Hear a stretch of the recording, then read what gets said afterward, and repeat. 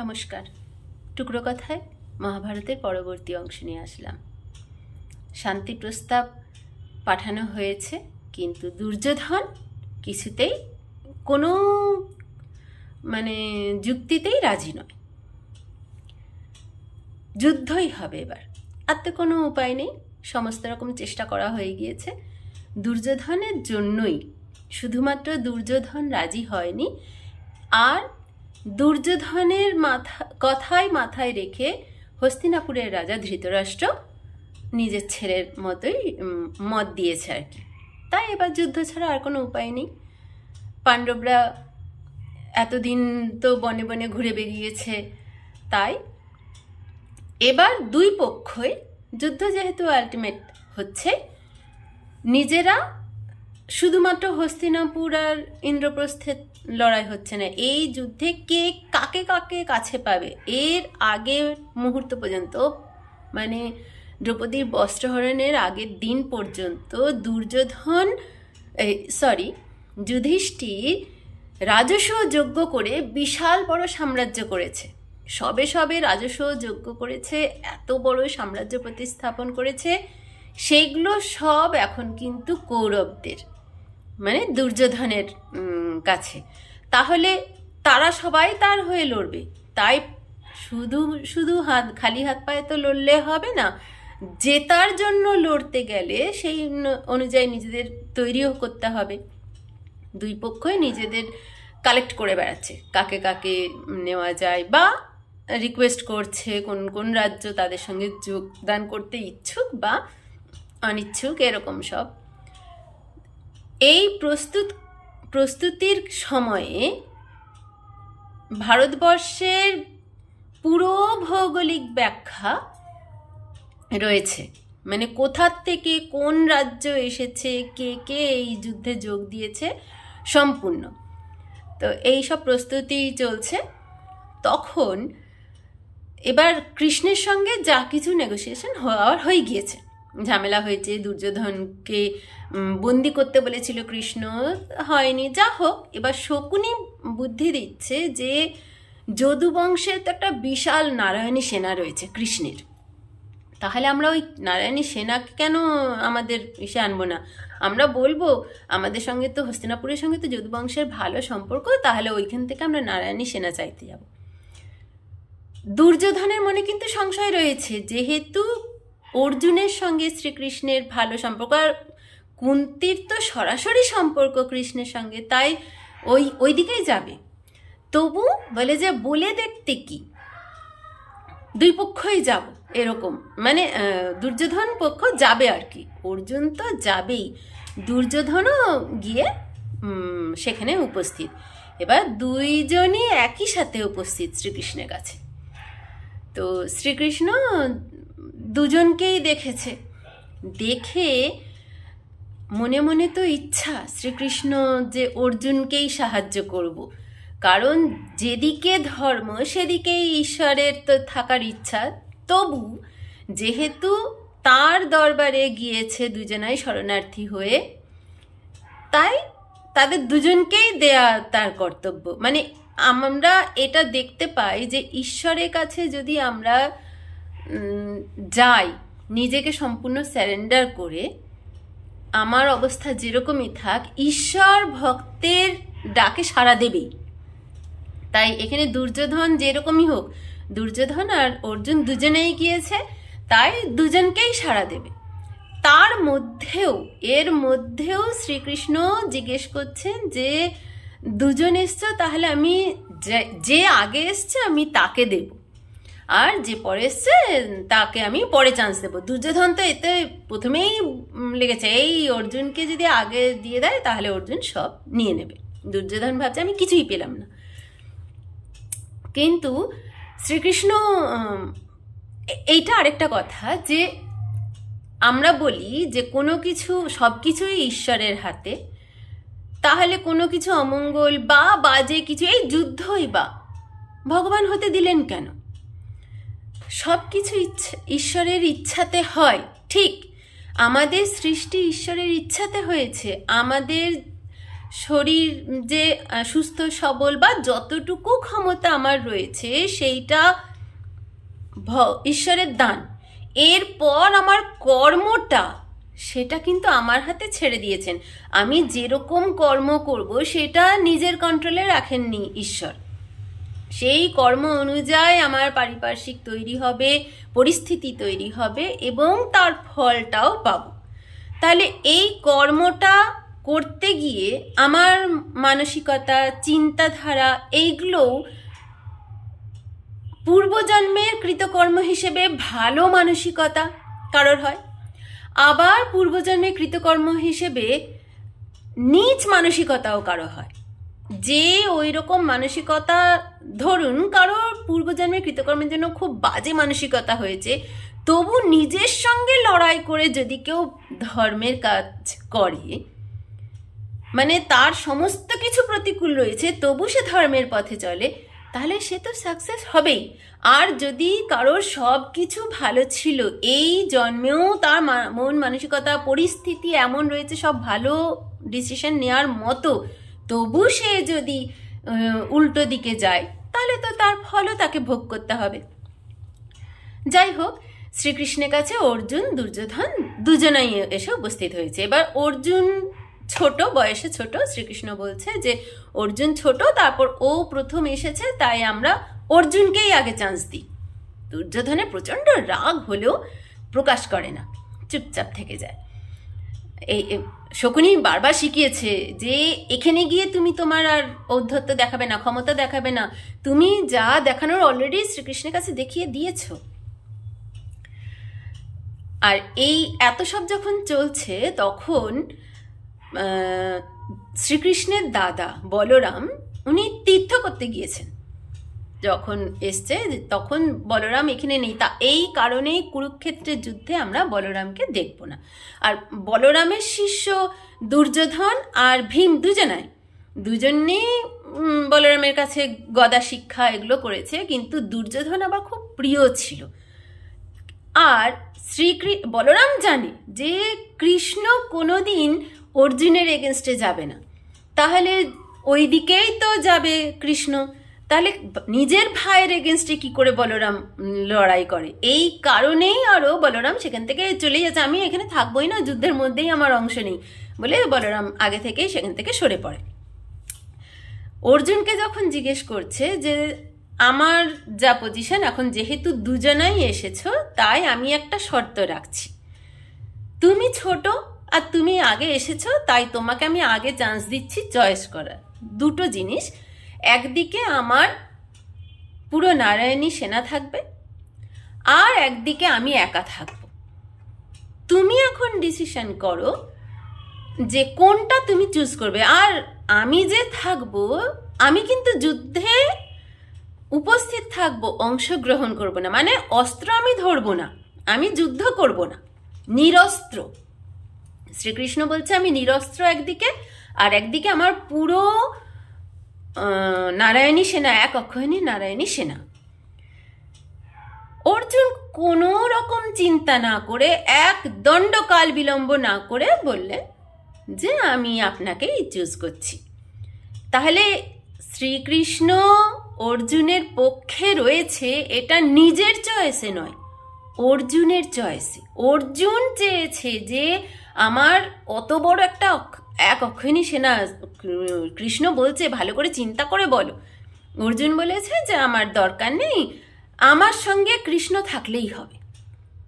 আর এটা শুনে দুর্যোধন এত খুশি হয়েছে, মানে খুব ভয় পেয়েছিল যে শ্রীকৃষ্ণ অস্ত্র ছাড়া থাকবে আবার একা, আর এদিকে পুরো নারায়ণী সেনা। যদি অর্জুন চেয়ে বসে নারায়ণী সেনা কি করবে, তখন আরেকবার ঝামেলা করবে নাকি, এটা মনে মনে ভাবছে।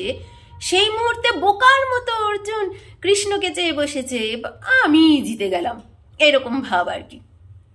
খুব খুশি হয়ে দুজনাই, অর্জুনও খুশি কৃষ্ণকে পেয়ে, দুর্যোধনও খুশি নারায়ণী সেনা পেয়ে। তখন কৃষ্ণ বলেছে ঠিক আছে, তাহলে আমার নারায়ণী সেনা পুরো কৌরবদের হয়ে লড়বে, আর আমি নিরস্ত্র অর্জুনের সঙ্গ দেব। এই কথাটা যখন দুর্যোধন গিয়ে বলছে, শকুনি আগেই বলেছে এটা কিন্তু বিশাল প্ল্যান করে গেছে কৃষ্ণ, তুমি ভুল করেছো। দুর্যোধন বলছে কোথায় ভুল, আমি তো এত বড় সেনা পেয়েছি। যা হোক ঠিক আছে, নারায়ণী সেনার তো বিশাল নাম, তাহলে হয়তো বা ভালো। এবার সারা ভারতবর্ষ থেকে, আমি আগেই বললাম ভৌগোলিক ব্যাখ্যা দিয়ে বুঝিয়েছে, ভারতবর্ষ বর্তমান আফগানিস্তান, পাকিস্তান, চায়না, সেই সমস্ত দেশ থেকে বিভিন্ন রাজ্যের সেনা এসে এই যুদ্ধে কুরুক্ষেত্রে যোগদান করেছে। তারা একে একে কালেক্ট করেছে, সকলে মিলে ঠিক হয় কুরুক্ষেত্রে ওই ব্যাটল ফিল্ডে এসে যুদ্ধ হবে। এখানে মানে এত সুন্দর বর্ণনা করেছে, এক অক্ষৌহিনী সেনা মানে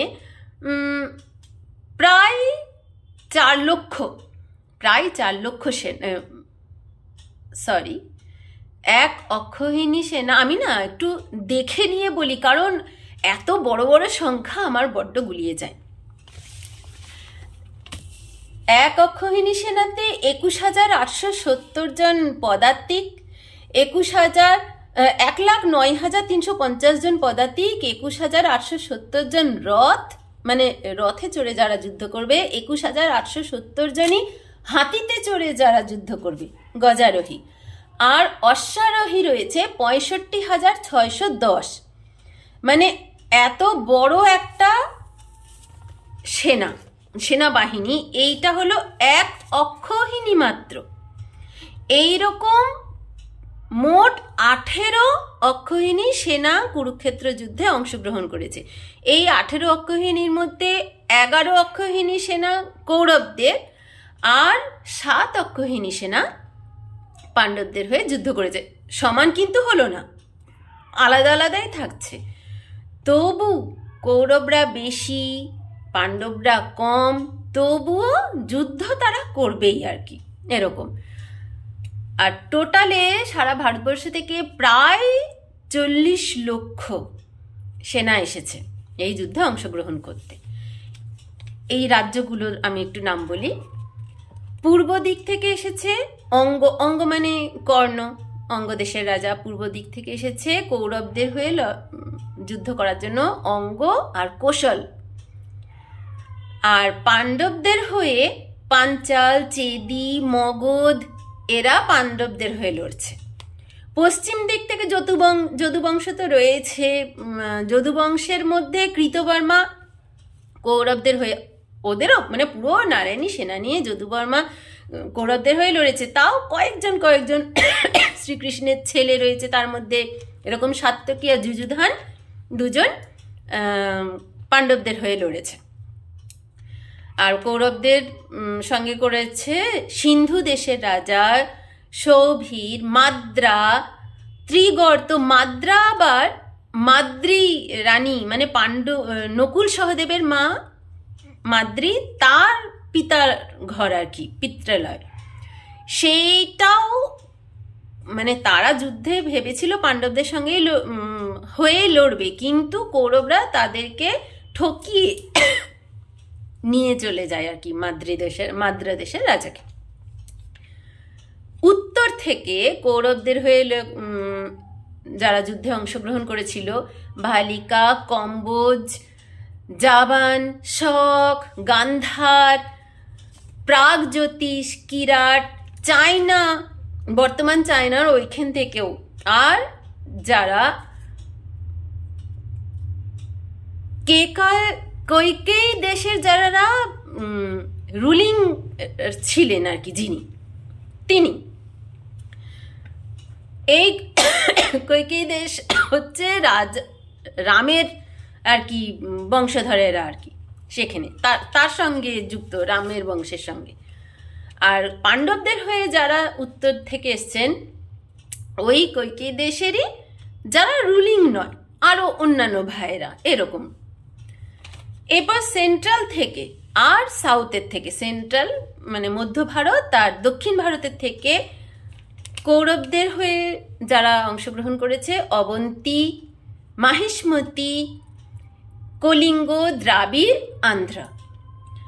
আর পাণ্ডবদের হয়ে বিরাট রাজ ওই মৎস্য দেশের রাজা, যার সঙ্গে যার মেয়ের সঙ্গে অর্জুনের পুত্র অভিমন্যুর বিয়ে হলো। বিরাট রাজ, মৎস্যরাজ বিরাট। কুন্তি ভোজ মানে কুন্তি বা যেখানে পালিত কন্যা আর কি, যদুবংশের মেয়ে কুন্তি, কিন্তু কুন্তি ভোজ রাজাকে দিয়েছিল পালিত কন্যা কুন্তি ভোজ, কুন্তির পালক পিতা। সেখানকার থেকে পান্ডিয়া, চোল, কেরল, এই সব জায়গা থেকে। আর এই এত রাজ্য যে এর বাইরেও বেশ কিছু রাক্ষস সমাজ আর কি দুপক্ষের হয়ে লড়েছে। যেরকম ভীমের ছেলে ঘটোৎকচ, তার সেনাবাহিনী নিয়ে পাণ্ডবদের সঙ্গে যোগদান করেছিল। আর কৌরবদের সঙ্গে আলাম্বুস মেন, তার আরও সেনাবাহিনী নিয়ে, লোকজন নিয়ে কৌরবদের হয়ে এই রাক্ষসেরা যুদ্ধ করেছিল। তো এই যে এই বিশাল পরিমাণ, মানে প্রায় সারা ভারতবর্ষ, পাকিস্তান, আফগানিস্তান, গান্ধার, ওই সমস্ত জায়গা থেকে সারা ভারতবর্ষ জুড়ে এত এত মানুষ এই যুদ্ধে অংশগ্রহণ করে। এই কারণেই মহাভারতের যুদ্ধের পর হঠাৎ করে পুরো মানে ক্ষত্রিয় সমাজে পুরো শূন্য হয়ে গিয়েছিল, প্রায় এরকম একটা শূন্যস্থান সৃষ্টি হয়েছিল। কারণ এই যুদ্ধটা এত বিধ্বংসী ছিল, সবাই মারা গিয়েছে, অল্প কয়েকজন বেঁচেছিল, মোটে 11 জন বেঁচেছিল এরকম।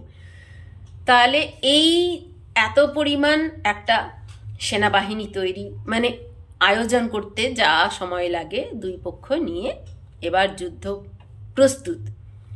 প্রস্তুতকালে ধৃতরাষ্ট্রের মানে প্রচণ্ড টেনশন হচ্ছে যে কি হবে। এবার ধৃতরাষ্ট্র তো 100টা ছেলে, এদিকে ভীম প্রতিজ্ঞা করেছে যে যেদিন দ্রৌপদীর বস্ত্রহরণ হয়, যে দুর্যোধনের উরু ভেঙে তাকে প্রাণে হত্যা করবে, দুঃশাসনের রক্ত পান করবে, মানে এরা সব এমন এক একটা আচরণ করেছে। তখন ভীম এগুলো প্রতিজ্ঞা করেছে। এবার ভীমের যা ক্ষমতা, ধৃতরাষ্ট্র কিন্তু ভয়ও পায়।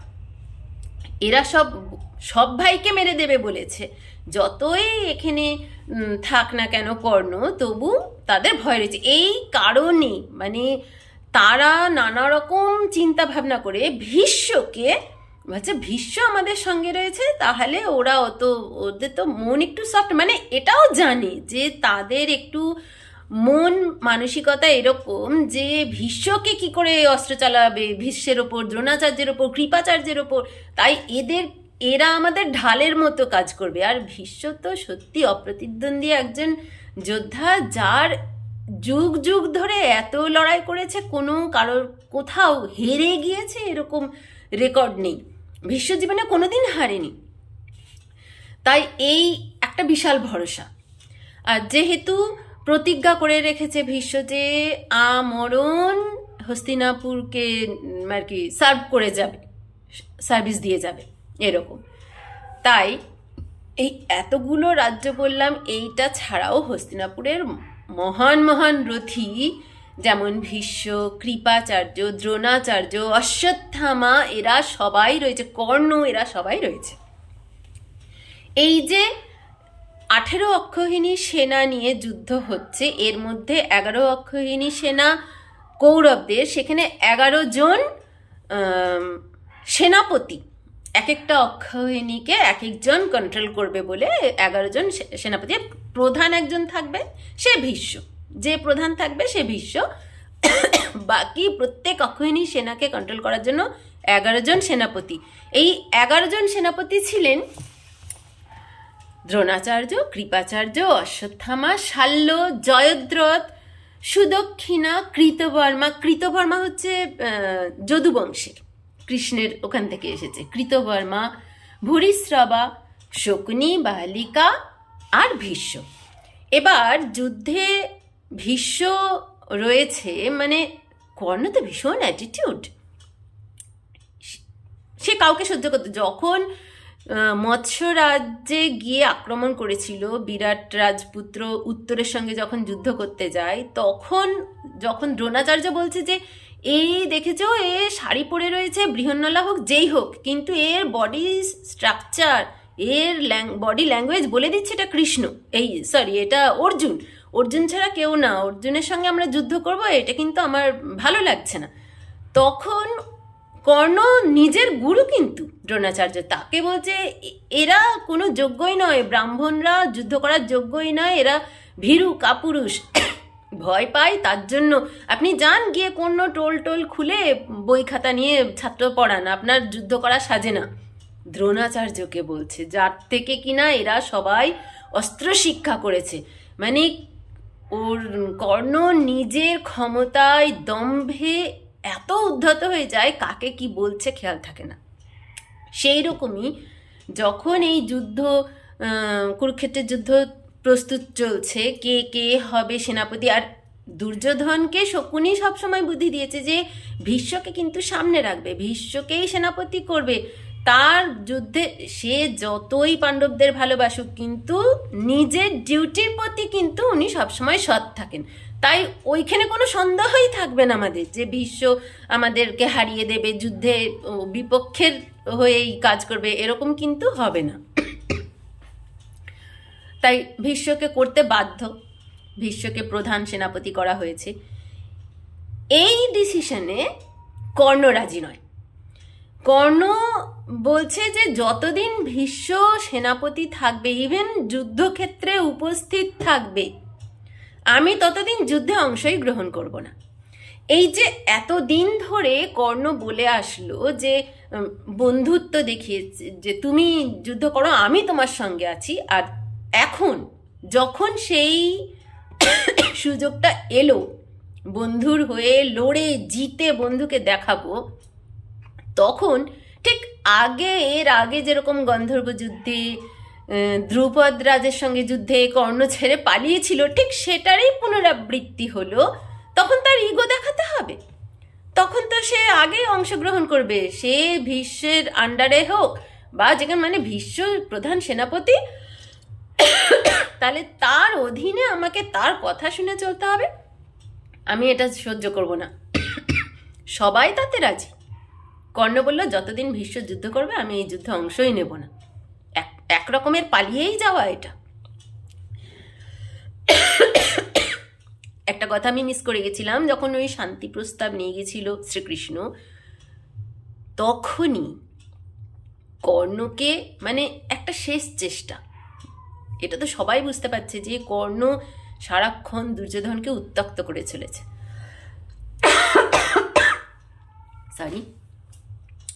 যুদ্ধের জন্য। তাহলে কর্ণ যদি কোনো রকমে একটু মন নরম হয়, তাহলে বোধহয় যুদ্ধ অ্যাভয়েড করা যাবে। কর্ণের প্রকৃত পরিচয় সেদিন শ্রীকৃষ্ণ দিয়েছিল। কর্ণ শুনে খুব খারাপও লেগেছিল, শ্রীকৃষ্ণেরও বলতে খুব খারাপ লেগেছিল, কিন্তু এত সব শুনেও কর্ণ বলেছিল যে না, আমি আমার বর্তমান মা বাবা যাকে চিনে আসছি ছোট থেকে, তাদের নিয়ে আমি খুশি।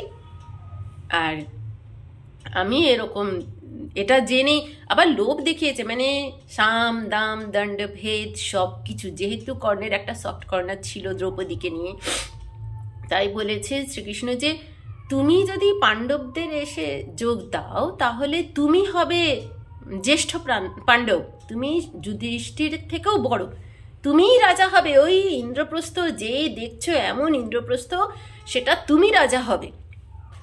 আর দ্রৌপদীর 5 স্বামীর সঙ্গে তুমিও আরেক স্বামী হবে। কিন্তু এই কিছুই কর্ণকে টলাতে পারছে না। তার লক্ষ্য শুধু একটাই, শ্রেষ্ঠ ধনুর্ধর হিসেবে পৃথিবী শ্রেষ্ঠ অর্জুনকে হারিয়ে আমাকে পৃথিবী শ্রেষ্ঠ হতে হবে, এটাই তার প্রতিজ্ঞা কি জীবনের। তাই সে কোনোভাবেই রাজি হয় না। যাই হোক, ওটা তো মিটেই গিয়েছে, যুদ্ধ এবার হচ্ছে। এখন ভীষ্ম বলছে যে ভীষ্ম যতদিন থাকবে যুদ্ধক্ষেত্রে, আমি যুদ্ধে অংশগ্রহণ করব না। কি পাগলের মতো একটা ডিসিশন, মানে বাচ্চা ছেলেও এরকম জেদ করে না। মানে যখন দুর্যোধনে খুব প্রয়োজন, কর্ণ তার হয়ে লড়বে, সেই সময় সে রেস্ট নিচ্ছে 10 দিন ভীষ্ম থেকেছে সেনাপতি, 10 দিন কর্ণ যুদ্ধক্ষেত্রে অংশই গ্রহণ করেন। আর পাণ্ডবদের সাত অক্ষৌহিণী সেনা, পাণ্ডবদেরও 7 জন সেনাপতি ছিল। তারা হলেন এক তো ধ্রুপদ রাজ মানে পাঞ্চালের রাজা ধ্রুপদ, তার ছেলে ধৃষ্টদ্যুম্ন আরেকজন, তার মেয়ে শিখণ্ডী, তিনিও কিন্তু একটা সেনাপতি, যুদ্ধে অংশগ্রহণ করেছে। শিখণ্ডী কুরুক্ষেত্রে এসে যুদ্ধ, মানে একটা মেয়েরাও যুদ্ধে অংশগ্রহণ করতো, ইভেন সেনাপতি হিসেবে। আর সাত্যকী, চেকিতান আর ভীম। সাত্যকী হচ্ছে কৃষ্ণের ছেলে। এরা সব পাণ্ডবদের ওই 7 অক্ষৌহিণী সেনার 7 জন সেনাপতি। আর প্রধান থাকছে ধ্রুপদরাজ, ধৃষ্টদ্যুম্ন মানে দ্রৌপদীর দাদাজি। এরা সব যুদ্ধে অংশগ্রহণ করে, যুদ্ধক্ষেত্রে এসে উপস্থিত হয়। এরপর যুদ্ধের কি কি বর্ণনা সেটা আবার পরের দিনের জন্য থাক। ধন্যবাদ।